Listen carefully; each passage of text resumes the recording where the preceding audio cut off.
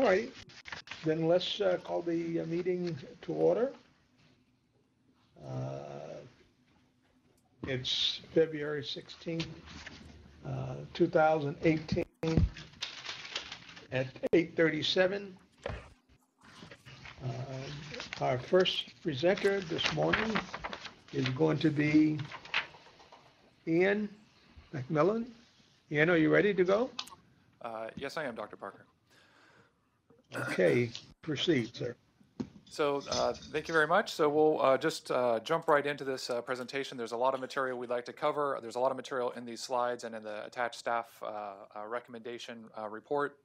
I won't be covering all those details in this presentation, trying to cover some of the highlights because we know we have a number of speakers behind us, but we're certainly available to discuss any specific items at the board's pleasure. So moving on to slide 2, background. This is our third time before this committee.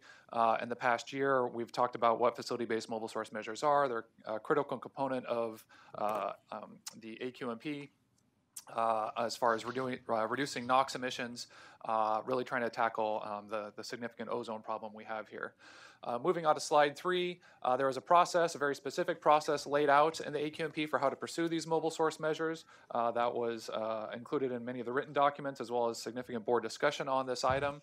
And at the end of the day, the staff followed this process. What that included was extensive stakeholder outreach that was both through working group meetings, and there were 17 working group meetings held in the past year, many other forums, that there was a lot of outreach to really try to pursue first and foremost voluntary approach, try to see what sort of voluntary measures could be taken.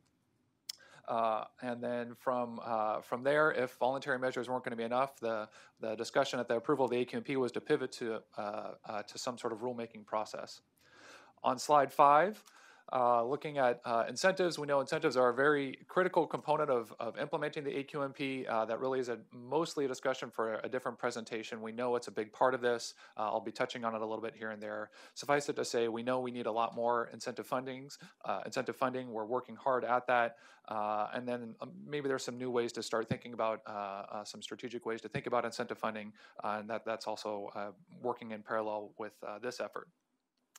Moving into slide 6, what we've talked about in the previous presentations to the committee are what are the opportunities? How do you identify the opportunities to get emission reductions? And so one way that is presented on this slide is to look at the emissions inventory associated with these facility sectors. And so on this very multicolored chart here, which shown as a really, and I think the word estimate is 4 or 5 times on this slide, a rough estimate of the emissions inventories associated with these facility sectors. And to be clear, these are not necessarily what we would say are emissions caused by these facilities so much as if there was a facility-based measure that applied to these facility sectors, what is the universe of emissions that could be affected? There's significant overlap amongst these different facility sectors. Trucks go to warehouses and ports and rail yards, so there's definitely overlap. 2 key takeaways here. We see the emissions profile from all 5 sectors is different, meaning that we think a unique approach is going to be needed for each sector. And in addition, there's a significant emissions here. I mean, it's, you can't quite add all these up one on top of each other, to get the 130 tons per day of NOx, but it's probably on the order of 80 to 100 tons per day from these 5 facility sectors. Moving on to slide 7. This is a slide we presented before. It's a very busy slide, but I'm not going to go through the details of it as we have covered it in this committee before, but I wanted to go back to talk a little bit about the control strategy in the AQMP. And so what the slide shows is for 2023 and 2031, what are the emission sources, the SIP inventory, that's the rainbow colors on the left, and then the control strategy immediately next to it on the right. And what we see is that the control strategy is really dominated by what are called further deployment measures. And this is a commitment from CARB to advance cleaner technologies. But it's not fully defined yet. We know that a lot of work has to be done to really define those further deployment measures. And that actually, we need to have that defined and in place either through their approaches in the AQMP or contingency measures 3 years before the attainment deadline. So for example, for 2023 attainment, that means 2020. So there's a lot of work to do between now and then. Slide 8 gets a little bit into what CARB strategy is. This is more of a reference slide. I'm not going to go through any details here. These are all the very specific measures that CARB is proposing as part of their mobile source strategy. What I'll just highlight here, the rows in blue on the slide are the further deployment measures, and you see that most of the commitments to achieve emission reductions are on those blue rows. A couple of green rows, those have already been adopted by the CARB board. And then in pink are some new measures that CARB staff has been recently discussing publicly. These have not gone to the CARB board yet, but this is some measures that are being proposed to help fill in that further deployment measures process. Moving on to slide 9, when we think about these further deployment measures, kind of one thing jumps out. It's 96% of the state strategy on addressing mobile sources. So there's a lot there. What we've seen so far is that there's still a lot of work to do. A couple of things have happened since the AQMP was adopted and since the SIP strategy or the state strategy was put together. One was the CARB board directed their staff to come back March of this year and report on potential indirect source rule concepts for large freight facilities, as well as potential alternatives to get emission reductions. Secondly, on slide 10, was to look at AB 617, and AB 617 was also passed just last year, and that's really taking more of a community focus, and what are the air pollution impacts on disadvantaged communities, and looking at that community approach. So CARB staff has crafted their, what I'll call the pink measures on the previous slide, thinking about on a community approach. At the end of the day, when we look at the emission reductions that are associated with those pink measures, if there's 108 tons that is committed to and the further deployment measures, that those new measures are not going to get 108 tons. The district, when it approved the AQMP, also committed to assisting CARB in developing those further deployment measures, and facility-based measures is one piece of that. Here on slide 11, I'm going to sort of cut to the end right here in the middle. What we know in our strategies that have been laid out in the AQMP. It includes work that CARB and EPA are doing. It includes incentive funding. It includes voluntary measures, which we've explored a lot with these facility-based mobile source measure working groups. But at the end of the day, those three are not enough. From what we see so far, that we believe that there is a role for regulation here.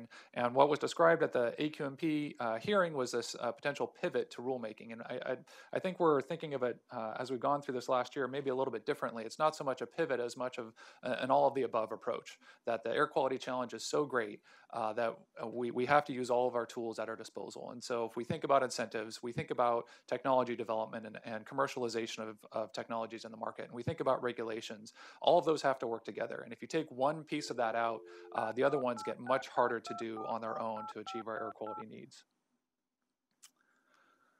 Hello, and welcome to the meeting. Please So enter your I'll passcode, go ahead and speak over the followed by computer pound there. or hash key. It's like talking over Siri.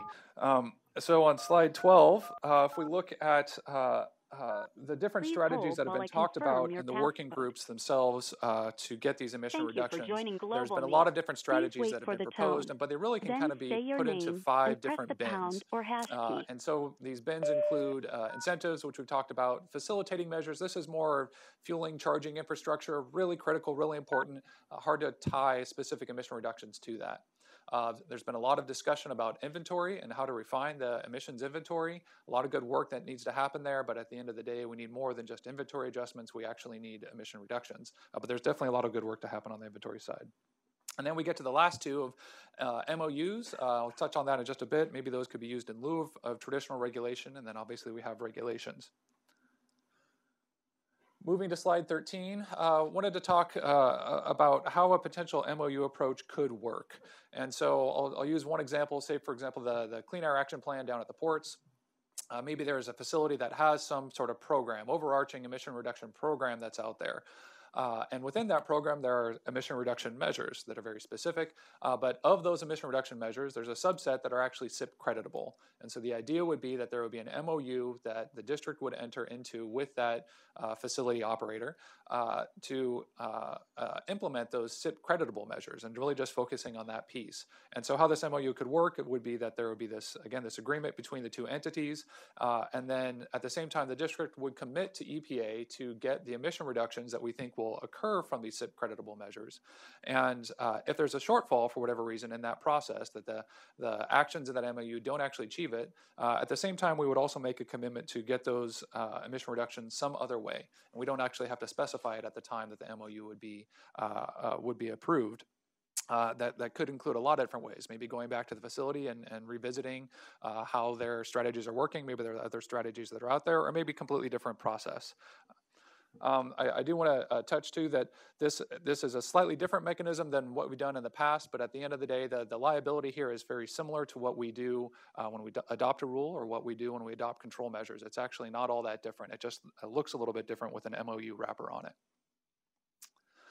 Slide 14, I want to touch on a generalized regulatory approach that I'll be talking about in subsequent slides here.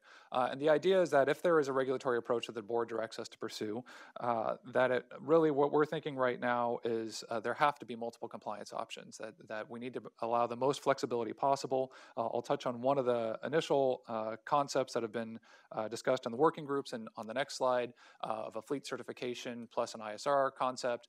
There would be potentially facility-specific crediting options or other sorts of emission reduction approaches that facilities would have an ability to try to do outside of sort of the main option we're looking at currently. Mitigation fees are possible. We know that the San Joaquin program, for example, heavily relies on mitigation fees. We know that that is a potential option for this rule. It's not really our primary approach. We aren't trying to create a fee program, but it could be a compliance option that would make sense for some. And maybe there's other options. We're still, again, in the very early stages. One note, we are definitely not seeking land use authority. We're not trying to intrude on land use authority. All of the options that we're talking about right now really are separate from anything having to do with land use, and that's not where we're trying to go. Slide 15, I want to talk a little bit about this concept, and again, this is a very preliminary concept, but the idea being that maybe there could be a two-component concept, and the reason that we're talking about this is that one of the things that we know is out there is incentives, and we think that incentives are really critical to ensuring that we meet our air quality goals. We aren't sure that they're going to get us all the way there, but we know that they're a critical component, and so often incentives cannot be used to comply with a regulation. So we want to make sure that any regulation that's crafted can still allow incentives to be used. And so this was one concept that could potentially do that. The idea being that for fleets, like I'd say, for example, a truck fleet, there would be a voluntary certification program, and they could certify that their fleet is cleaner than state requirements, for example, the truck and bus rule. And maybe that's cleaner because they used incentives to get trucks. Maybe they have other business models that made sense that they're not using incentive dollars. They've gone out and purchased cleaner trucks. And so they would certify that their fleet is cleaner. At the same time, and that's a voluntary program. At the same time, there's a project component or a facility component that facilities would have an indirect source rule that from the district that would require them to ensure that a certain portion of the fleets that service that facility are cleaner than the state regulation. And there would be some averaging that could be included here so that individual vehicles, say for example trucks, don't need to actually check the engine of every truck entering a facility. It's more saying what fleet does that truck belong to, because again, this is a regional NOx measure and trying to reduce regional NOx. So if a clean truck, there are a lot of clean trucks going to one facility and they're part of a fleet, and some on any particular day, maybe the dirtier trucks or the trucks that just meet the regulations at the state are going to a different facility. That still all averages out. Okay. I want to get into the specifics for each facility sector right now. So when we look at the ports, the ports went through a very extensive process and approved their Clean Air Action Plan update in November of this last year. There are a number of very promising measures that are in there. At this point, where staff is that it really looks like we just need to give that a chance to succeed. There's a lot of good approaches that are in there, and we think that there's a chance of real success from looking at these measures. So what we've seen is that there's some key milestones that are coming up in the 2019 timeframe in the Clean Air Action Plan.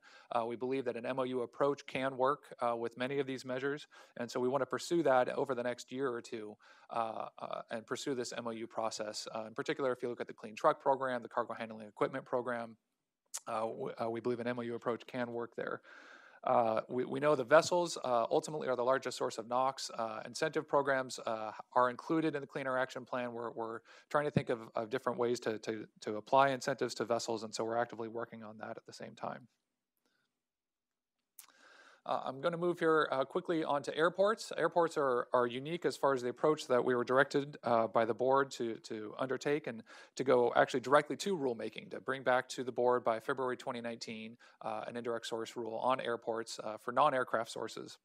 But what we also know is that at the AQMD adoption, and when this amendment or when this motion was actually approved, there was considerable board discussion on this point. And one of the points that was really talked about and emphasized was that airports should be given the opportunity to prepare their own clean air action plans. And so if a rule is brought forward, it should not interfere with the ability of airports to prepare their own clean air action plans. So we do have this pretty clear direction from the board. So we've gone over the past year here on slide 18. We've gone over the past year and explored a variety of different strategies with the airports, and that we've discovered that there's a number of existing programs that airports have adopted. What we're proposing is that airports now do, in fact, adopt their own clean air action plans, take the lessons learned from other airports and apply that sort of more broadly where it makes sense, and to kind of put all of this together into single clean air action plans.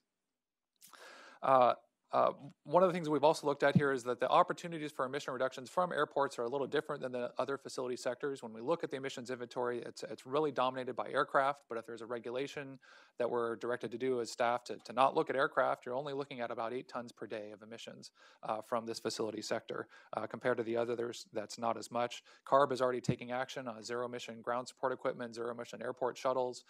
So there's a lot of activity already happening there. So the emission reduction opportunities appear to be less when we look at this category. So what we're proposing right now is more of an MOU approach on clean air action plans from the airports. It sounds like they're, from preliminarily, what we've heard is that they think that they can actually do this. We would ask that the airports come back within just the next few months with more firm commitments to undertake a clean air action plan process. And part of the reason we're thinking of more of an MOU approach instead of a rulemaking approach, we believe that we would actually get faster and more certain emission reductions because any rule that would be crafted, we expect that there would likely be litigation, whereas if all the airports voluntarily agree to come in and do these emission reductions through their voluntary clean air action plans, that we will get a faster air quality benefit as a result of that. Here on slide 19, we've had some very preliminary discussion with the airports on MOUs. Suffice it to say, there's a lot of devil in the details that we still need to work out, but there's been some promising discussion so far. I want to move on to slide 20, looking at warehouses. And what we see with the warehouses, we've had a lot of discussions about different strategies. There's some potentially promising voluntary strategies. I've included those here on the slide on the left. And we see that these are promising. We really think that those should be pursued and pursued pretty much immediately. But at the end of the day, when we look at those, if these are the most promising, it's not clear that there's any really substantial emission reductions we're going to get that will be sufficient to meet our air quality goals. And again, also looking at the number of warehouses that are out there, there's thousands of facilities that are out there. It's hard to imagine an MOU style or clean air action plan style approach for these warehouses with so many of them. So what we are proposing is an indirect source rule concept similar to what I described before with multiple compliance options. One potentially would include this voluntary fleet certification with an ISR component as well. Other sorts of crediting options out there as well. A number of things to think about when it comes to warehouses, but just in general the freight and goods movement industry. We know that it's a significant portion of the economy here in Southern California. Any rules that would be proposed potentially are very broad-reaching, and we're very mindful of that. There's also been a lot of work at the state level thinking about sustainable freight and how do we really push on sustainable freight. And 3 key components, for example, of the state freight action plan includes increased efficiency, competitiveness, and then also transition to zero emission, near zero emission technologies. We know that there's a lot of efforts underway on this. This would just be one part of it, and it's really focusing more on the third part of the clean air side of it, but we're very mindful of the efficiency and competitiveness that are really critical to this.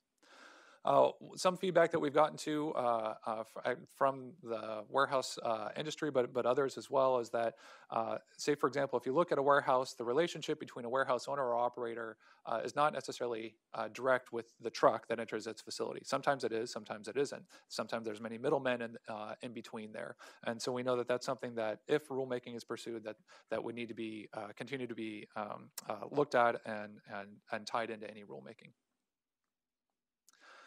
Slide 22, new development and redevelopment. It's actually, in this case, it seems like it's a pretty similar approach that we think can work. Same as the warehouses, the voluntary measures are actually fairly similar for the new and redevelopment as with warehouses of looking at these different kinds of strategies. At the end of the day, again, there's thousands of facilities that are out there, or thousands of projects that are out there. And when we see that, a clean air action plan approach would probably be pretty difficult in this case, we think that, again, an indirect source rule probably is the right approach here, with a very similar kind of approach. But again, this one would focus more on the construction emissions, looking at sort of the largest source of emissions, really focusing there. So if on a voluntary fleet certification, it's looking more on the construction side of things. Slide 23. Like with any rulemaking, we imagine that there's going to be, we need to focus on certain part of that emissions inventory universe. So for example, when it comes to construction projects, some projects really have a much higher NOx emissions than others. If there's thousands of projects out there, this isn't trying to get at the little home edition. This is really looking at, these larger earth moving projects, for example, where you get significant activity going on. For example, right across the freeway from us, where lots of scrapers and graders and that sort of thing. You get a large source of NOx emissions, and that really dominates the inventory. So that would probably be the first focus. We know that there's other sorts of priorities that could come up. For example, different kinds of housing, homeless housing, et cetera, that other priorities might be important to carve out of the rule or create exemptions in the rule. We're really just at the very preliminary stages of this, so we know that that will be explored in any rulemaking. Next on slide 24, when we get to rail yards, when we look at the discussion that we've had with the rail yards through these working groups, it's been a little bit different discussion than the other groups. The voluntary measures, that new voluntary measures that are possible, we haven't really had a lot of progress there on some of those discussions.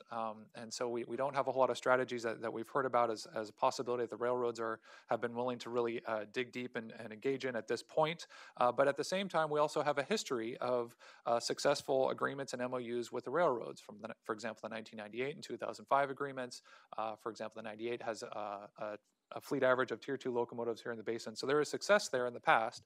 We're open to voluntary approaches again, but we haven't really seen a lot of there just yet. So as a last resort, we're turning to a potential rulemaking approach, again, thinking an indirect source rule concept. This might be a little bit different compared to new development and redevelopment and warehouses, only in that the number of entities is fewer. There's only 2 main railroads. I guess Metrolink would potentially be in here too with their facility, their central maintenance facility, but maybe roughly a dozen rail yards. So a clean air action plan approach could actually work here through rulemaking. And that this clean air action plan, again, could have several different compliance options within it that would be very similar to the other options that we talked about. Again, because there are just 2 railroads, and knowing that there's maybe a dozen rail yards, but the operations and the activity at different rail yards is pretty unique, and so there might be a lot more opportunity at one yard compared to another. So there's maybe a potential for one approach would be sort of a railroad specific target that they could get the emission reductions however they best see fit from one rail yard to another. That's one approach, or maybe other approaches are possibly out there. Here on slide 25, we know that like with all the facility sectors, the inventory, there's good inventory work that still needs to be done. One key note on this is that there's an assumption in the SIP inventory that was submitted as part of the AQMP that roughly 40 to 50% of the line haul locomotives are assumed to be Tier 4, which are significantly lower NOx emissions than Tier 3, 2, and 1 locomotives that are currently operating in the basin. There's assumed to be a lot of those operating by 2023, and it's not really clear that's going to be the case. So the inventory might actually go up for this facility sector. We also know that if any rule is adopted, it's very likely that there's going to have to be harmonization at a federal level with the Interstate Commerce Commission Termination Act, ICTA.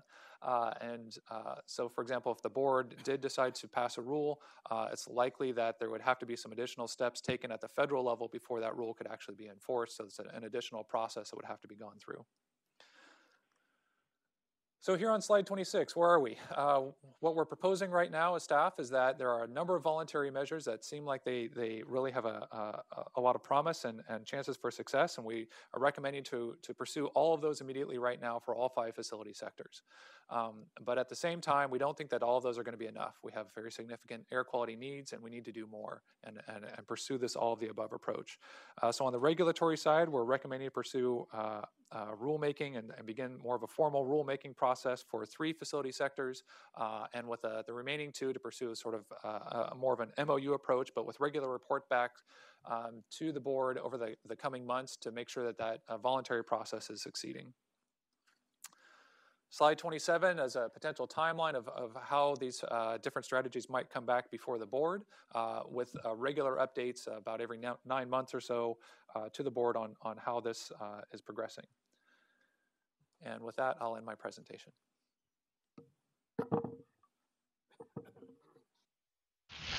Thank you very much, Ian.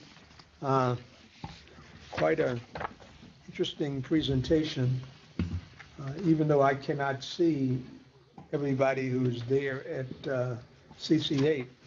Mr. Nastry, maybe you can be the gatekeeper and tell me who would like to speak there first.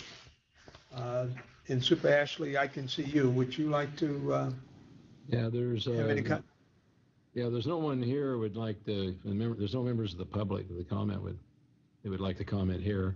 Just Buford Kreitz and I are the only ones present. But I think that was a very impressive presentation, and we can't hear Supervisor Ashley over here. Okay, I think it's a very impressive presentation. I think we're headed the right direction with that. I like, there's been a lot of hard work done there, and it looks like it's trying to pull it together, and we're trying to realize what we can do and what we can't do. And I like the result of this task force so far. Okay. Any board members there at CC8 that would like to comment or questions for Ian? Dr. Parker, if I was just interject, Dr. Liu as vice chair could act as the gatekeeper. And for those that didn't hear Supervisor Ashley, he was saying that there was a lot of hard work. He was appreciative of the recommendations that were brought forward and thought that it was good work. That was in essence it, right, Supervisor? Correct. Yeah. Correct. So, Dr. Parker, Mayor McCallan would like to make a comment. Okay, Mayor, go right ahead. Thank you very much. As you recall, when we adopted the AQMP, the Inland Empire was very concerned about indirect source rules on warehousing because the goods movement industry in the Inland Empire is the driver of our economy. So using indirect source rules to solve a problem that the federal government isn't willing to step up to do, which is regulate the trucks, or the mobile sources, is not a good idea. It's going to cost us jobs in the Inland Empire. It will ruin our economy. It's the reason that at the time of the AQMP was voted on, that the indirect source rule was voted down on warehousing 9-4. I don't see that changing, and I hope it doesn't change, but the other reason, and one of the reasons I voted against the AQMP was because of this indirect source rule. So I'm definitely not in favor. I think the staff has done a good job, but imposing indirect source rule on the warehousing is not the way to go. Any other members this time? Dr. Parker, if I may, I had a couple of questions for staff before we took public testimony. Go right ahead. We kind of talked about regulatory measures, but used the word voluntary within the regulatory measures. It was a little confusing to me. I don't know how voluntary agreements work within a regulatory measure. Sure. So when we look at the voluntary measures that we're talking about inside for those 3 facility sectors of warehouses, new development, redevelopment, and rail yards, the main concept there would be on the fleet side, a voluntary certification program on the fleet side, but the rule would not apply to the fleets. The rule would apply to the facilities.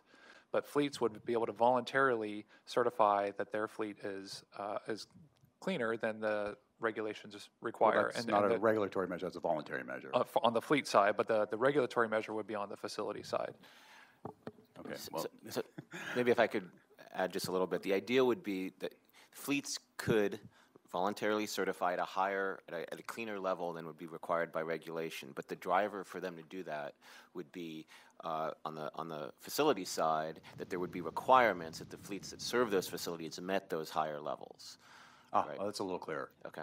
Thank you. And then there's other voluntary measures in all those sectors that could be done outside of the rule, like mitigation funds and other types of things we could pursue. Okay, so responsive to this issue, I believe. Is it Mayor Pro Tem at this point? Last I remember, Mayor Pro Tem Mitchell. Thank you. What I'm wondering about the voluntary fleets, that we know that most of our fleets are these small fleets between 1 and 3 vehicles. So if you're looking at a fleet average for these small fleets, how can you tell me how that will work? Sure. I think the way that this is, we're thinking right now is that not every fleet would have to be part of it, right? If it makes sense for them to do it, then they would. And if it doesn't, then they don't do it. But there could be a real market advantage. For example, for a fleet, whether it's 1 or 3 or 100 trucks, there could be a real advantage for them to be cleaner. And we imagine if there's a requirement on the facility level to make sure that they're using clean fleets, then maybe there is some business advantage for them to go that cleaner route.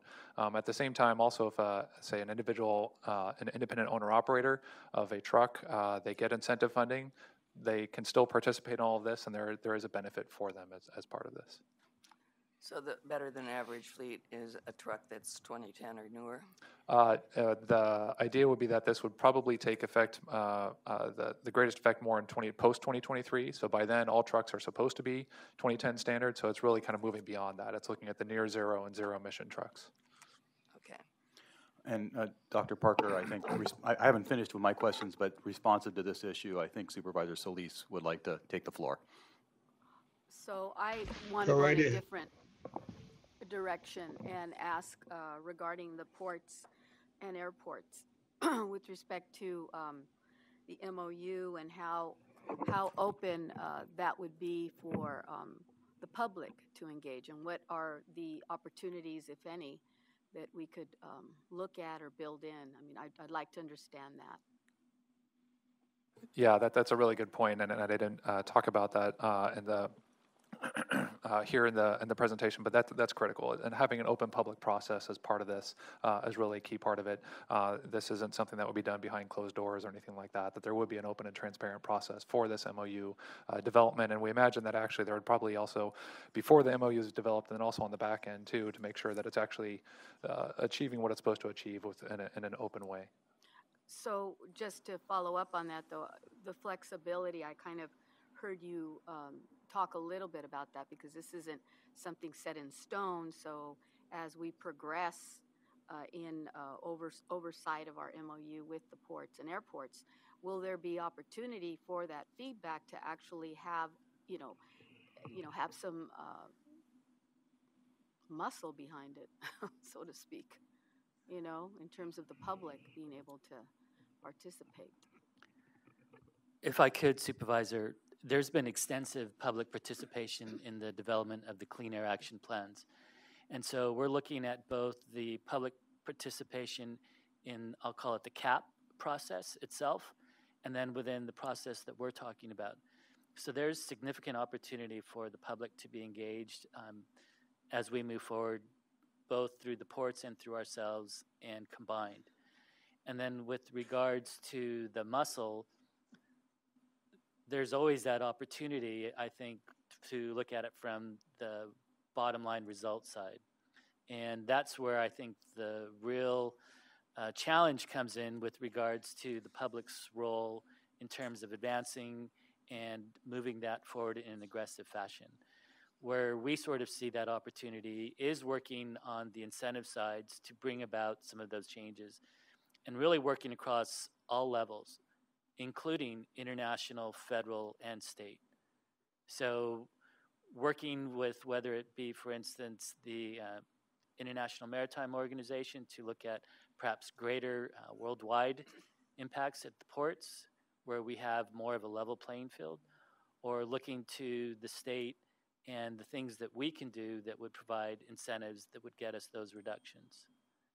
So the muscle would come from both the participation aspect, from local to international. It would come from the funding aspect, again, from local to international, and then it would come from the board itself. Can I get some, I mean, I don't know more if it's more of a statement or a question, but the Clean Air Act was carefully crafted to allow the public to take independent enforcement action if there was not compliance with the provisions of the Act. I look out in the audience, I see at least 3 people who have done that in the past. These MOUs, I don't know if they can be crafted in a way that protects the right of those people to do that, as was originally promised to them under the Clean Air Act, or if you're intending to have the MOUs, like most MOUs are, agreements between 2 parties in which a third party doesn't have that right to take independent enforcement action. So I want to be very transparent about what's being proposed and how we're approaching it. And I don't want to try to pull the wool over anyone's eyes if we are actually taking actions that would prevent people from taking that independent enforcement action that they have in the past. So, Dr. Liu, if I can address that. So there's a third leg of the transparency and public participation, because we have the development of, say, the Clean Air Action Plans at the facility level. We have our public process if we're developing an MOU. But in order to get SIP credit, as you know, one of the criteria to get SIP credit is transparency, and that there's reporting and that's publicly available information, and any member of the public or any other entity can look and make sure that the commitments that were made by the district to achieve emission reductions are actually being followed through. So we're not taking away that authority of the citizen to hold us accountable for the emission reductions that our district commits to, the same way we commit in a plan to emission reductions for rules that we're proposing over the next several years.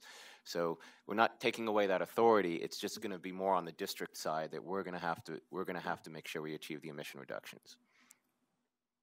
Okay, Dr. Parker, if I could, I'd like to ask the other questions I had originally. Go right ahead. Thank you. Let's see, just a couple of minor things on the warehouses. It should be yes or no. It was a little unclear to me as to whether staff planned to adopt an indirect source rule that would apply to existing warehouses. To be clear, so we're planning to pursue, certainly the board would adopt the rule, but it would be new and existing warehouses, both. New and existing, as well as redevelopment. Okay, thank you. And then you had mentioned that there are 2 railroads. We actually have short haul rail too. I would hope that you would consider that. I think that in terms of, especially in terms of voluntary agreements, that the short haul line servicing the ports is very open to cleaning up their emissions. So they're included too in the rail? Yes, and we know that, for example, the Pacific Harbor Line, there's been a lot of success there in the past as far as newer technologies. So yeah, we're definitely aware of that. I thought so. I just wanted to confirm that. Also, when it comes to railroad regulatory measures, we've gone down that route before. And no offense to our ex-EPA Region 9 administrator at the table, but my last recollection is that we had a non-decision decision out of EPA, which sort of left us in a lurch as to what our legal procedure. How'd you know you were going to have to hand that over to Barbara? That that left us in a place of the netherworld between being able to take action to force EPA to deal with the 2 different federal laws and us being able to actually enforce the regulation we adopted. So how is this, I mean, maybe in closed session we should have a conversation about what we do about EPA with the existing ones, but how does this differ from that? Because don't we just end up putting ourselves in the very same place if EPA won't make a decision? Well, I think there's one step we probably should take that we hadn't realized was so important when we adopted the initial rail idling rules, which would be in order to get it to the stage where there is a harmonization between ICTA and the Clean Air Act, the rule has to be approved into the SIP. And so the problem with the rule we have now is that it was subject to an injunction preventing its enforcement before it was ever submitted or approved into the SIP. So EPA is now kind of in a position where they say, how can I approve a rule that's been enjoined? So I think at least in order to avoid that procedural barrier, if we have a regulatory measure that applies to rail, we probably should provide that it's effective upon approval by EPA, which would then allow a harmonization to occur without the rule having been previously enjoined. So that's one step. But obviously, we're also trying to look at other ways to make any potential rule more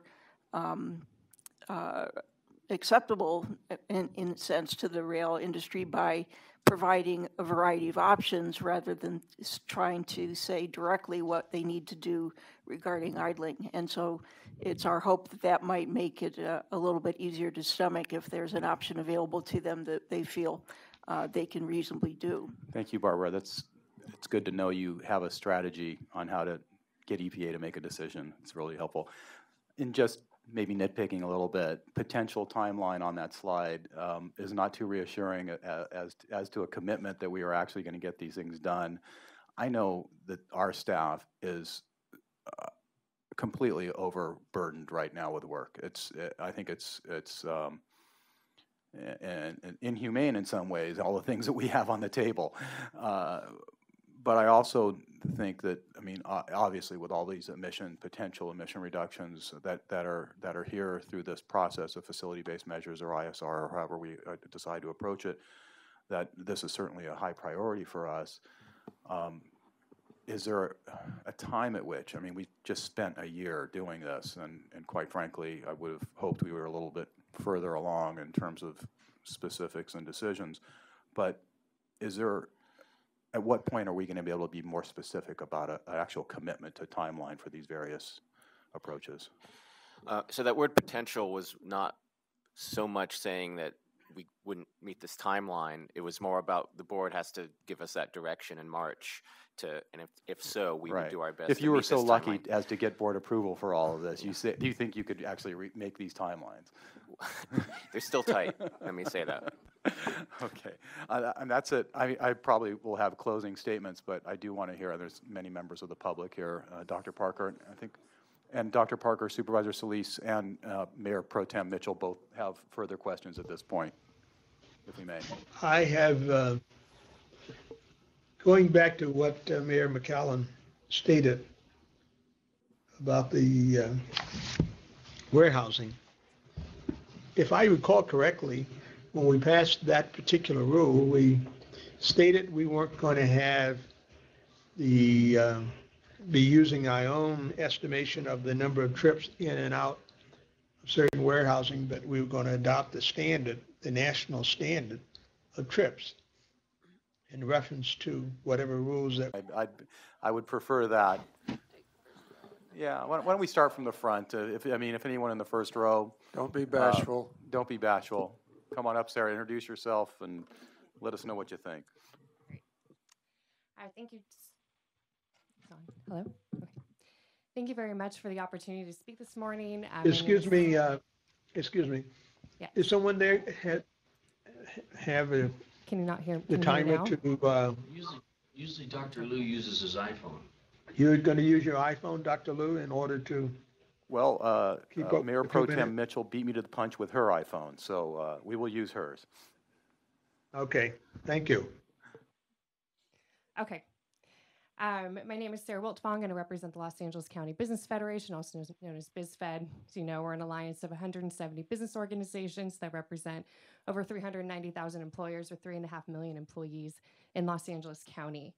And first, we want to thank staff for working with our members over the past year and also releasing the agenda package well in advance of today's meeting. Our mobile source members have been raising concerns about facility-based measures for over 3 years. We have met with most of the board members over the past month to express our most recent concerns. And we have said all along that the adoption of ISRs and similar measures could limit investment in California's transportation infrastructure, kill jobs, and hurt competitiveness in California's freight system.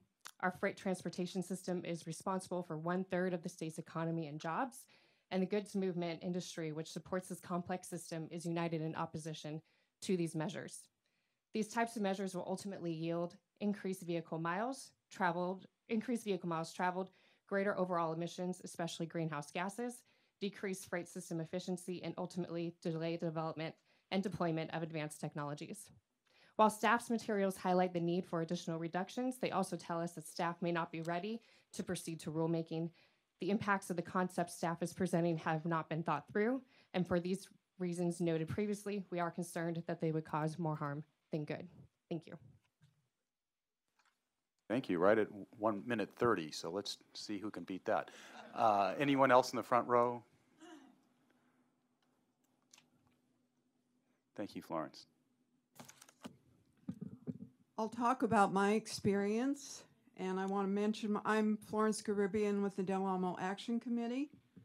My experience with warehouses, going to a community that was completely overtaken by a warehouse and the transportation into that warehouse, and the people that had lived there for many, many years being bombarded with truck traffic and all the noise associated with it, probably 30 feet from their homes. My experience with our community, where a coffee roasting plant left, family-owned business, and in its place, a large trucking facility. And I'm looking at things like compliance with truck idling rules, and also the potential to look at truck routes going into these warehouses to make sure that they're not destroying communities. I also want to talk about the possibility that a warehouse, we mentioned a number of warehouses, and then we talked about construction projects, and we said that this would impact large construction projects. Could this be something to be considered also for the warehouses?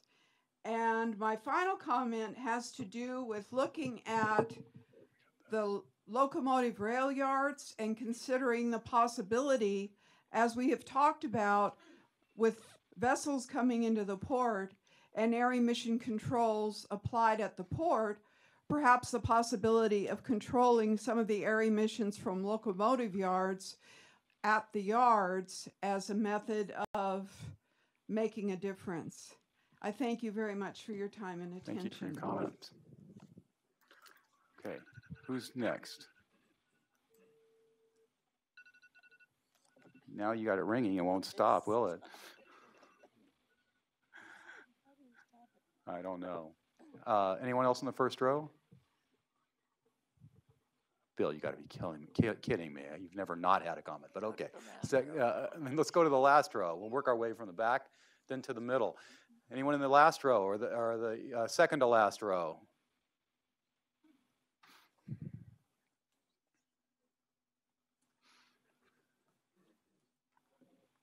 Thank you. Good morning. Good morning. My name is Carissa Willette, and I'm here on behalf of the Building Industry Association of Southern California. And on behalf of them, we'd just like to express our objection to any proposals for an indirect source rule or any regulatory measures on behalf of new development.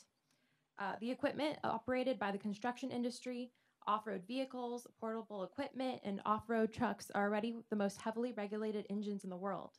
Squeezing more emission reductions out of the equipment beyond what is already required by 2023 is almost impossible. I apologize, I have one good hand right now. We are prepared to work with SCAQMD to identify realistic emission reduction strategies that involve fuel alternatives, job site technology, and efficiency improvements to reduce construction emissions. And thank you for your consideration. Thank you. Okay, next victim. Good morning, members of the board. My name is Adrian Martinez, and I'm here on behalf of Earth Justice. The discussion today has been very interesting, as it's probably pretty clear. Earth Justice supports moving forward with facility-based measures. We do get concerned with the abundant use of the term voluntary today. When we look at what the attainment challenges are to actually reach clean air goals, we question whether there's enough funding out there to solely use voluntary measures. We think facility-based measures can be a good complement to incentives to clean up facilities. We're seeing a lot of warehouses popping up, and a lot of them aren't equipped for the state-of-the-art technology. The other thing I'll point out, so it's about the trucks that enter the warehouses, but it's also about the on-site equipment. For building new warehouses, there should be an expectation that anything that's on site should be the cleanest available, and also to make sure that the building itself is equipped to accept cleaner technologies that are going to come online, because it's very expensive to retrofit those facilities. We'll be weighing in more as before the board meeting, but we think the more we can get more mandatory measures, the better, just because when we look at the attainment issue, it's a pretty difficult task. Thank you. Great. Thank you. Let's move back up to the front. Second row.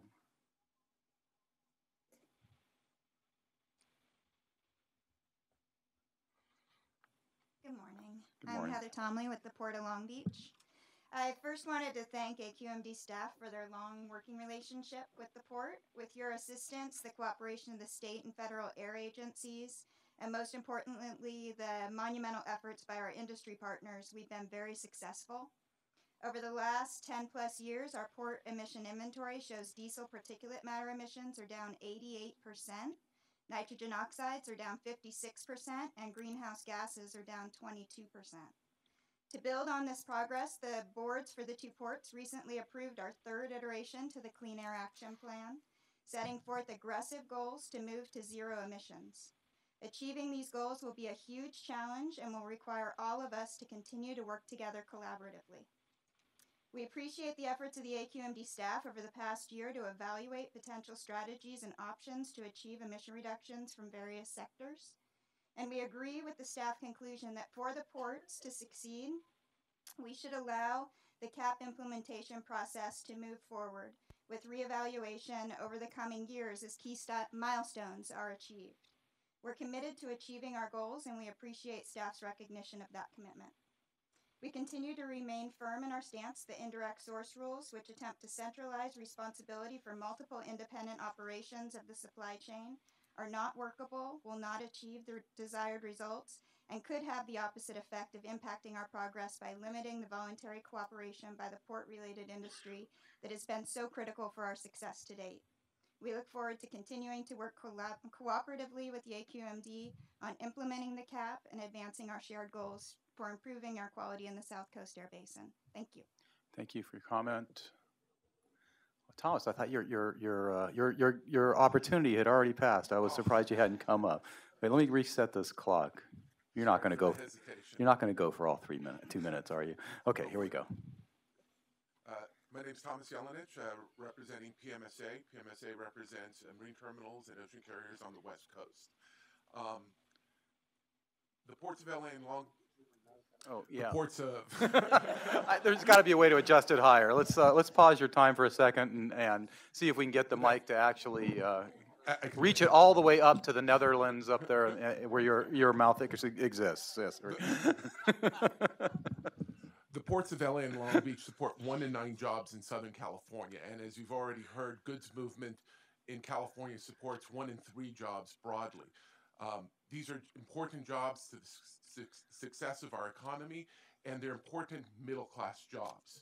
We are deeply concerned about any consideration of ISRs. We believe ISRs will not be successful. We believe that they will harm the competitiveness of our ports, and even if you don't immediately move to them on ports, if they target parts of the supply chain, they target the ports themselves, because our ports, it is a continuous supply chain that we are part of, and the entire supply chain needs to be successful for the ports, the folks who work in the ports, and the supply chain in the Inland Empire to be successful. one of the critical points here is that ISRs will not provide the technology necessary. These do not create new engine standards, and we need new technology, new standards from CARB, and eventually new in-use rules to reach our goals. ISRs will only create confusion in terms of who can do what in the goods movement sector. As staff already pointed out, the measure would be voluntary on the trucking side, with facilities being required to comply. But as staff knows, terminal facilities, whether it's at a port or a warehouse, generally do not have control over the trucks that arrive at their facility. And so we do not know how this will work. We do not know how this will be successful, and we believe ultimately it will create uncertainty and not reduce emissions. Thank you. Great, thank you. Anyone else in the first 2 or 3 rows at this time? Yes, Chris. Come on up and join us. There you go. Thank you for raising the mic. It's perfect for you and Thomas. Exactly. Yeah, only tall people. I appreciate it. Good morning, board members, Executive Officer Nastri, and staff. Thank you for giving us the opportunity to speak today. Our message is simple. We believe that collaboration is the best recipe for success. So we appreciate staff's approach to let our Cleaner Action Plan process play out as we work with you and many of the stakeholders in the room to continue to reduce emissions in the South Coast Air Basin. We believe this is a good approach, and we pledge to work closely with your staff to make this process work. Finally, and by contrast, we must tell you that we believe that ISRs continue to be a flawed regulatory approach, whether imposed upon the ports or any of the other stakeholders in this room. In most cases, the regulated party doesn't control sources, which creates an enforcement problem.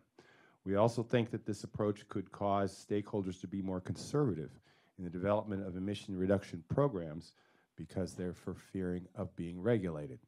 We think that these things ISRs could prevent our ability to get grant funding, and we've been, as you know, grants are for surplus emissions. We've been told not to worry about that, but we keep looking for examples of how that really doesn't, in fact, have that effect.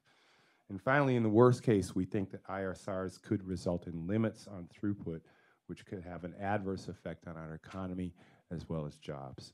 So for all these reasons, we hope that you use the collaborative approach going forward for us as well as the others. Thank you. Great. Thank you. Yeah. Okay. Not that tall. Everyone's going to get professional at adjusting the mic. All right. Good morning. Thank you for the opportunity to speak. My name is John Orton. I represent the Inland Empire Economic Partnership. The supply chain industry is a valuable source of jobs for the residents of the Inland Empire, and the staff's indirect source rule proposals could eliminate many of these jobs. In addition, we have the following concerns. Since existing technologies cannot achieve required emission reductions and ISR is a de facto limit on throughput, ISRs will create system and regulatory uncertainty. ISRs will penalize those who have already made substantial reductions. ISRs could increase emissions due to inefficiencies in the system. ISRs may divert goods to competing out-of-state ports and regions and discourage new development in California, particularly warehousing. IEP believes staff should better identify how emission reductions can be achieved by deploying specific feasible technologies in each sector. We believe ISRs will end up being delayed with costly legal challenges. Therefore, ISRs are not a feasible strategy for the 2023 reductions. Thank you. Thank you. Anyone else in the first 3 rows here? Okay, then in the back rows, I think we were at about row 3. Come on up, Sylvia. And anyone else in the back 3 or 4 rows, if you're interested in commenting.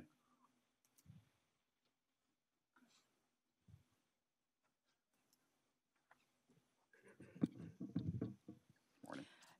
Good morning, everyone. My name is Sylvia Betancourt. I work with the Long Beach Alliance for Children with Asthma.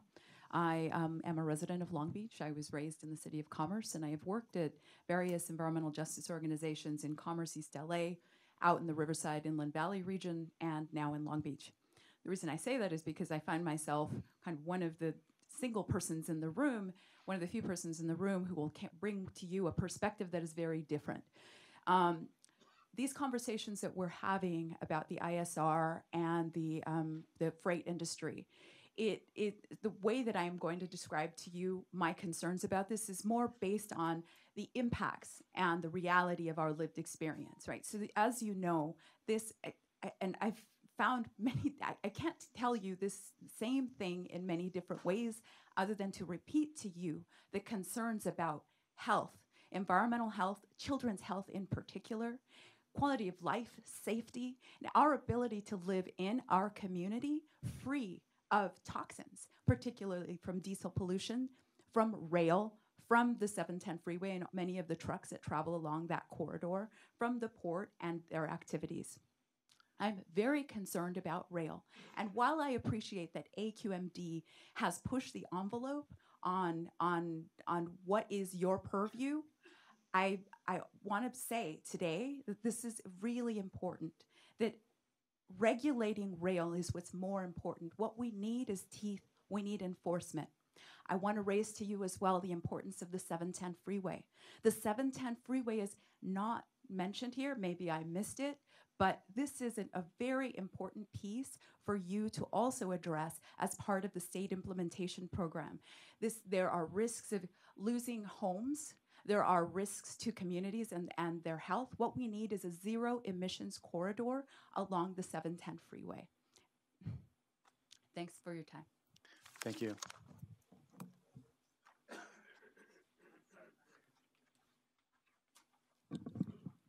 Marvin Pineda with IOW Locals 1363 and 94. First of all, we would like to express our support for cleaning the air in the communities as our members live in those communities. At the same time, we ask that we take an approach that works and it's not going to put our members out of a job. So we ask that you allow us to implement a new plan that was just adopted, and even limiting activity at the terminals puts our members out of jobs. We're already suffering job loss because of automation at the port. So we ask that you consider that, and we're available to meet to have those discussions. We feel that just like a car, if a decision's pushed on the ports and on the terminals, that puts us in a difficult position because that means that we would be pushed out of a job. So again, Marvin Pineda with the IOW, Local 1363 and 94. Great. Thank you for your comments.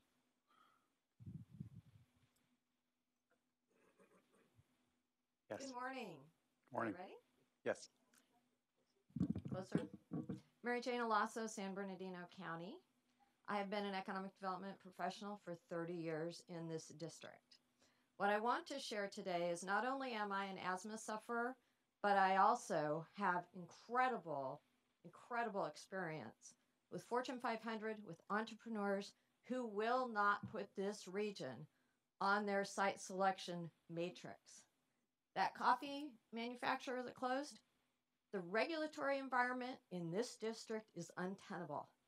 I have had director of real estate, one after another after another. I cannot put California on my site selection spreadsheet. The CEO won't let me. We are at 50 out of 50 states for site selection. 30 years of this. And I have contacts who will tell me, who are operating here, who will tell me, I'm sorry, don't tell AQMD I'm here.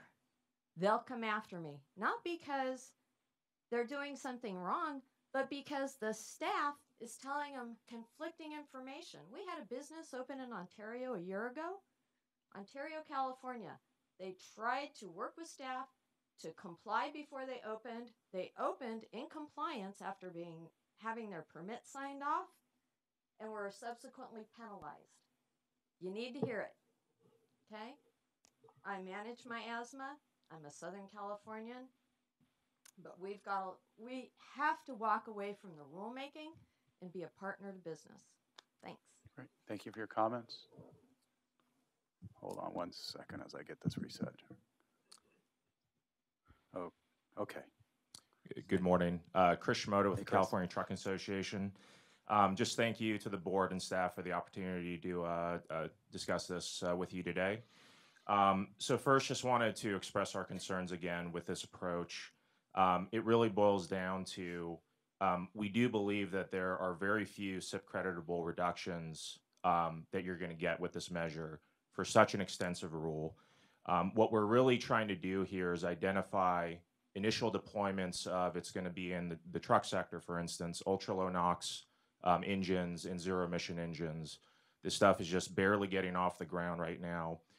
Between what you're going to identify in the incentive side, what you're going to identify through the MOUs, we really think that there are less disruptive ways to try to get at identifying these emission reductions and getting some credit. So that's first. Second, as Ian did mention, CARB is undergoing a whole new round of rulemaking. They just announced they're going to talk about that at the March board meeting. In addition to getting this AB 617 community emission reduction process off the ground, there's going to be a lot of work that goes into it. A lot of it is going to boil down to enforcement of existing laws and measures. And to that point, to the community member who just spoke about truck idling and truck routes in their community, we want to do work on these things because idling for more than 5 minutes is already against California law and regulation. Being off truck routes is already against California law and regulation. And so a lot of what we need to do is make sure that existing regulations, such as the statewide truck and bus rule, which has massive non-compliance, are followed. And so we look forward to working with you all together on that. Thank you. Great. Thank you, Chris. Hold on 1 second, Angela. Let me get this. Okay. Go ahead. Thank you. Hello, members of the board and staff. My name is Angelo Logan, and I'm with the Moving Forward Network and East Yard Communities for Environmental Justice. I think in terms of process, I want to say that it's been a little bit difficult to participate here in this space as we're talking about many different approaches, whether it's airport, warehouses, rail yards, and so forth, to kind of provide one comment related to all of these. So I want to request that you all make yourself available to meet with folks that otherwise could not be here and have 9 to 5 working schedules. With that said, generally speaking, we're very supportive of moving away from an MOU approach and into an indirect source rule approach. One of the reasons is what was mentioned earlier about enforcement and the way in which the public may or may not be able to intervene in enforcement on an MOU. The other part of that is that not just the enforcement part, but within the development of the MOU, it basically cuts the public out of that negotiation and the development of that MOU. An MOU is between two parties, and so when you develop that MOU, there is a negotiation in the development of that MOU and the agreement. So it really cuts the public out of the development of those measures in the MOU. So MOUs, the fact not being enforceable, with the problem with them being SIP enforceable, and also the public's engagement in the development are problematic. The second point I wanted to make, generally speaking, or not generally speaking, specific to the rail yards, we support the staff's recommendation in going into indirect source rule with the rail yards. Specifically want to recommend the second option, which is establishing emission reduction targets. Also to include risk reduction targets in the mix. Related to 617, I want to encourage you all to really not focus on 617. That should be a separate and apart. Thank you for your comments, Angelo. But everyone gets 2 minutes. But you know how to get a hold of me, so feel free. Well, rather willing and enthusiastic to talk to you about any of these issues at any time. Rob, go ahead. Good morning, board members. Thank you for the opportunity for us to make comment. I wanted to say thank you to the staff who's worked with the airport sector diligently over this process, and I wanted to limit my comments to remind you on some of the environmental accomplishments that the airport sector has made, notably Los Angeles World Airports, LAX, over the years, and we've really benefited from incentive programs to help air quality, and starting in the early 1990s, we have established one of the largest airport alternative fuel fleets for vehicles, and we still have that mantle for airports across the country. Since 2008, we've had a sustainability plan covering aspects of air quality, recycling, water, and energy conservation, and we continue that commitment with renewing our sustainability plans. We've participated and have adopted best practices from airports across the country, and here in California, we're among the most forward-thinking airports in the country as far as air quality improvements go. We've recently adopted sustainable design and construction requirements that will make incredible achievements for performance of new buildings at LAX.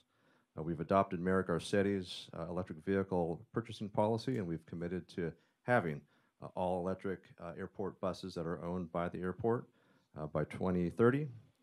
We've recently updated, you know this, Dr. Liu, of our 2007 alternative vehicle fuel program that will achieve many air quality benefits. And lastly, we're very excited about expanding the use of renewable jet fuel that reduces the carbon footprint for the aviation sector. LAX, you may know, is the largest user of alternative jet fuel in the country, and we'll continue on that road. Thank you very much. Great, thank you. Hold on one second, Lisa, let me get this. Uh-oh, I just accidentally closed the program. I have to get this there. Great, go ahead, thank you. Lisa Trifoletti, consultant to the Los Angeles World Airports. We wanted again to echo the thank you. Thank you to AQMD leadership, to the staff. We really appreciate the thoughtful collaborative process that went through over the last year. And we at LAWA concur with the staff recommendation to pursue an MOU.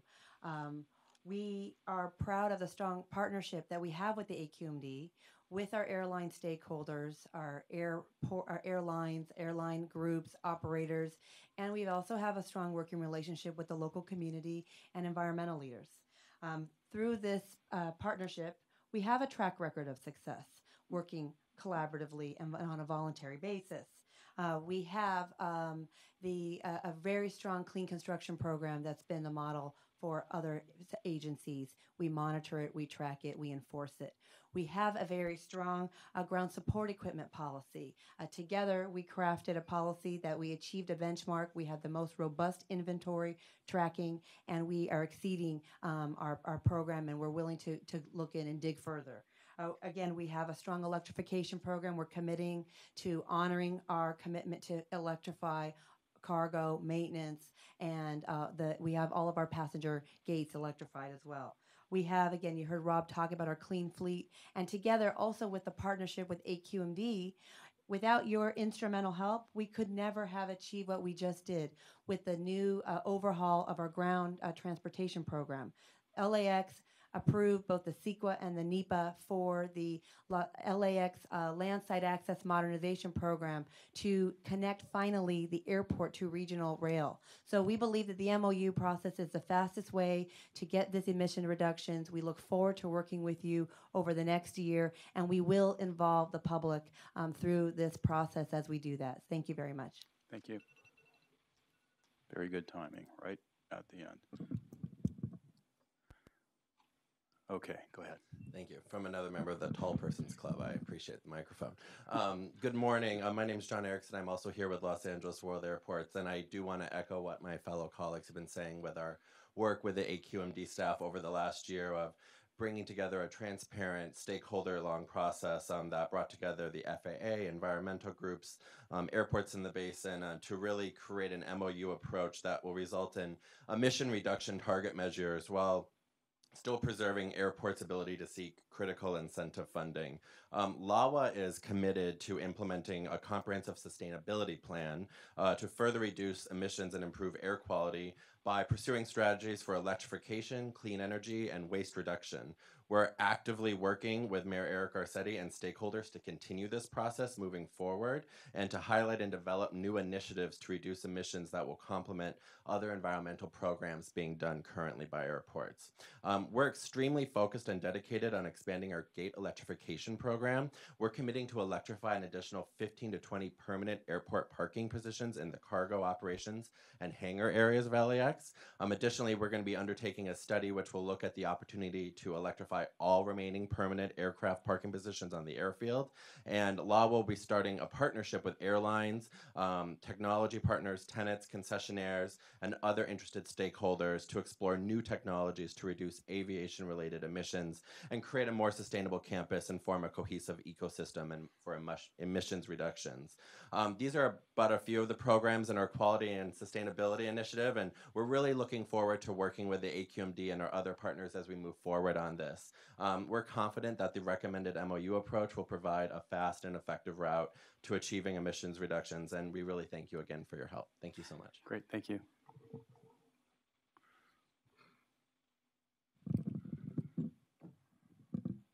Okay, go ahead, Dave.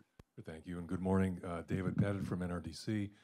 I want to talk briefly about the MOU approach and the legal issues that that poses and counterpose that to the fact that time is running out for the board to put control measures in place to meet attainment goals for 2023. As your staff points out in the slide deck, the measures need to be in place 3 years ahead of the attainment date. That's 2020. That's 2 years from now. So you folks don't have a lot of time on the board to get this done. The problem with the MOU approach in general, in my opinion, is that it's not enforceable. You're unlikely to get SIP credit for it unless the contingent enforcement mechanism is in the MOU itself. So you would need, in my view, you would need to say, okay, here's the MOU, here's our goals, let's say for the ports. Here's our goals, and if you don't meet them, there's 2 ways you can go. You can say in an MOU, okay, if you don't meet these goals, we're going to pivot to rulemaking and something may happen you don't like. In my opinion, that is not adequate to get SIP credit. That the contingent event needs to be specified in the MOU. So you would need to say, okay, here's the goals in the MOU, and if you don't meet them, here are 5 things we're going to enact that you're not going to like. So my point in saying this is that, in my view, you can't avoid the tough decision about how to regulate, particularly ports and warehouses, which are the 2 biggest areas of bang for the buck by your staff's own account. You can't avoid the tough decisions about whether and how to regulate those by saying, oh, we'll do an MOU and that'll take care of everything. I think it's not going to win for you legally, and you've only got 2 years to get that in place. And last, I want to repeat or echo what Dr. Liu said. They're not enforceable. MOUs are not enforceable by third parties and don't really help the community. Thank you very much. Thank you for your comments.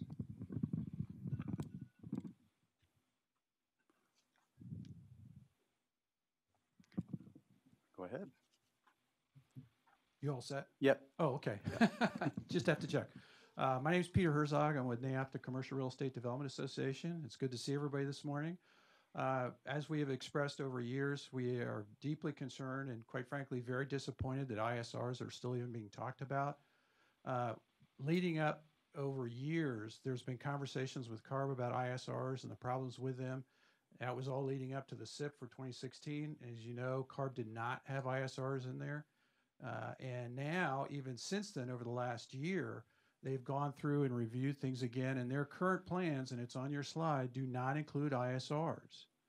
They do not, even after all the discussion and all the information they've obtained. Secondly, leading up to the 2016 AQMP here at South Coast, there was extensive discussions about ISRs.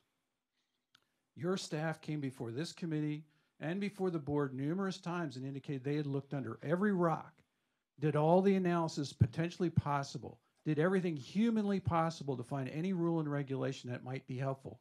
And they put them out, and those were what were approved. ISRs were not in there. In the last year, in these 17 meetings they talk about, ISRs were not raised. They jumped out in mid-January over a holiday weekend, and then on Tuesday we came in and we're told this is what staff's recommending, this fleet rule concept. That has never been discussed by anybody. And the other thing is you can see in the staff report, there's no factual backup to it. And I'll just move on really quick, thank you. The facts are the air quality in this region has improved dramatically, and that's going to continue. The facts are the mobile source areas have decreased emissions dramatically, and that will continue. The fact is there's new technology being worked on, as your staff has talked about. And guess what? All of that improvement over all these years occurred without any ISRs. ISRs have not been needed, are not necessary, and should not be thank you for your pursued comments. in any ways. Thanks. Thank you very much. Have a good day. You turn it off. I can't see what the time is. I had a question for staff on this. Ian, we were at the Air Resources Board workshop on Tuesday night or afternoon, whatever, 5 o'clock in Long Beach. And as the Air Resources Board staff explained to us, it was my understanding that they had decided not to pursue indirect source rule regulations because when they looked at the law specified that that authority and responsibility rested with us, the districts, and not with them. So they felt that they didn't have as much a legally defensible authority to pursue. Am I understanding that the way you understand it? Yeah, that's generally correct. Okay. Do we have anyone else who wants to make any comments at this time? Dr. Parker, that concludes public comment. Well, thank you very much, everyone, for the comments, and they've been duly noted. I think it's important to note that at this stage of approximately 1 year after the approval of the AQMP, that staff has basically had many meetings with those that are directly affected by our rulemaking and steps toward achieving the goals and the objectives that we outlined in the AQMP. Obviously, at that time, not everybody was 100% satisfied, and certainly to the extent that we are today, but we certainly have made some degree of progress, and we're continuing to go forward. But I think that I want to personally thank everyone for showing up today and giving their comments, and to encourage you to continue to participate. Let us have all of your comments. In that way, we will hopefully come to have a cleaner environment and with less objection from all those that may be affected, both positively and negatively. Are there anyone else there at the board have any board members have any comments to make or have questions of staff? Yes, Dr. Parker, if I could. Based on the conversation and the public comment, I think that it's important for staff to frame this in terms of our requirements with regard to all feasible measures, and that we have a certain legal requirement to exercise our authority to get us to clean air, both federal and California law, but all feasible measures, I believe, is California law. Also, there's this undercurrent of threat of litigation. I don't think that should intimidate us or have us not do anything. If this has to be decided in a court, let's have it decided in a court. We've been having a continuing conversation about threats of litigation over this issue for 10 years. I think, if it has to go that route, that shouldn't be a deterrent for us. At the same time, I think that we are up against some really serious deadlines, and I'm curious, and staff can think about this and come back to me on it, whether this approach gets us to where we need to go as fast as we need to go, whether we still have a viable plan of reaching attainment in time for that 2023 deadline with this scenario. And with that, I would say that I think that staff has to actually write up draft rules. We might not adopt them. In fact, I would hope that in most cases we wouldn't have to. But I think we have to have rules ready to go to drop into place if these MOUs don't work, because a memorandum of agreement of understanding is an agreement between at least two parties. And that puts us in a position of being dependent upon the others to agree. If they don't agree, we have to be ready. And I would say, just write the rules. Have them ready to go. Don't use them if we don't have to. But don't continue to delay because if that process should fail, then we have to spend another year, year and a half developing rule language. I don't think that makes any sense at all. And finally, with regard to MOUs, I've had some experience with voluntary agreements over the years. And I'd have to say that my general conclusion is that it's pretty easy to get people to promise things. And sometimes it's impossible to get them to fulfill those commitments. We've had an ongoing issue with the Port of Los Angeles over the China shipping terminal. It involved a lawsuit and a settlement. They're still not in compliance with it 14 years later. We negotiated, as an environmental advocate, with the Los Angeles World Airports over a community benefits agreement that was very comprehensive. They did a lot of it. They didn't do all of it. Again, 14 years later, we're still working with them to try to fulfill all of those commitments. So we have to keep in mind that whatever MOU we come up with has to be enforceable to the extent that there has to be timelines and contingencies if those commitments aren't met. So I just thought that we have to be cognizant of the fact that the promise is not enough.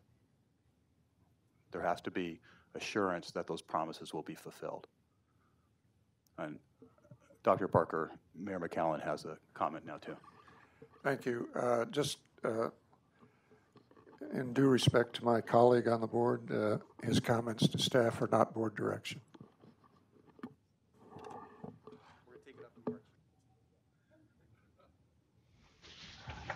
Okay. Any further comments? From Yes, any of the Supervisor board Solis. members? I just want to thank the audience for coming and the speakers. I think there's some very compelling stories that we need to consider as well. And I also had a question, I think, Ian, when we talked on the phone yesterday over just giving me the briefing on this, that the time factor is really of concern, that we really do have to get moving.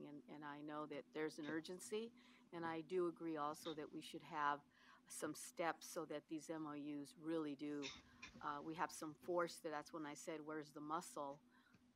We heard a lot about the lack of, probability that we're not going to have compliance in some areas or full compliance. And maybe, that's something that I know I'm going to be very vigilant in looking at to see where we go. I represent a district that has many of these particular impacts that have had very adverse effects on the well-being and health of many of the residents that I represent. And I know some of the speakers spoke about some current construction projects and things that are coming about now. And we are also trying to mitigate and provide assistance through our other bodies that I sit on in terms of Metro. 710 South was mentioned. We also have major construction projects at the airport that are ongoing. Some are moving quite fast, others are slower, but I know that these are things that we certainly are very concerned about. So I want to thank the staff for at least helping to move this along, but we do need to keep vigilant about how quickly we can meet our legal obligations.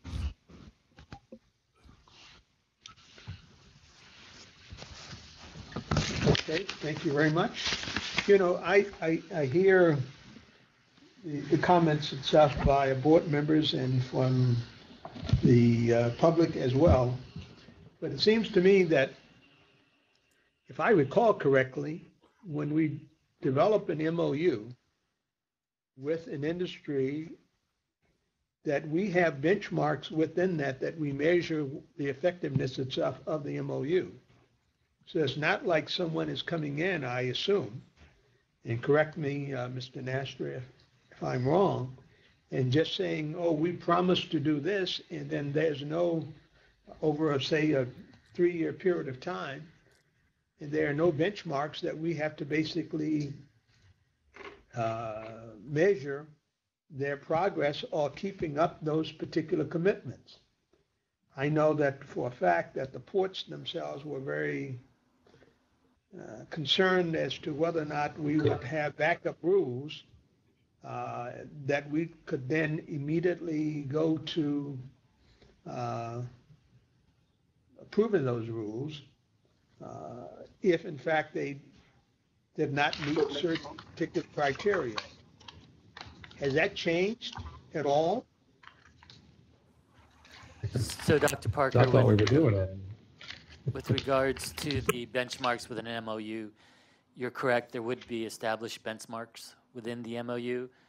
I think the important aspect to recognize is that in the MOU, we, the South Coast AQMD, are responsible for that.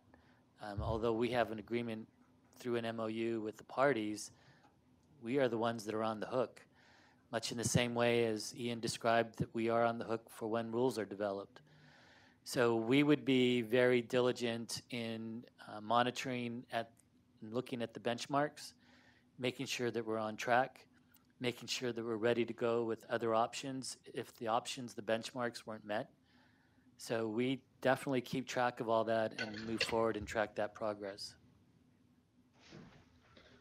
So the bottom line is that, yeah, we're making agreements, which we now entitle MOU, but it's really making a rule without having the effect itself of a penalty that is associated with it.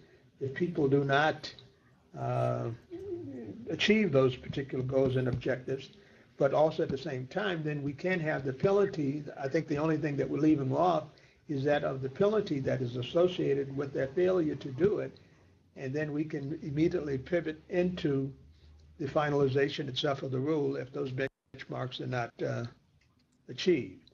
That's been my understanding as to working cooperatively with the community and industry, et cetera. Anyway, I wanted to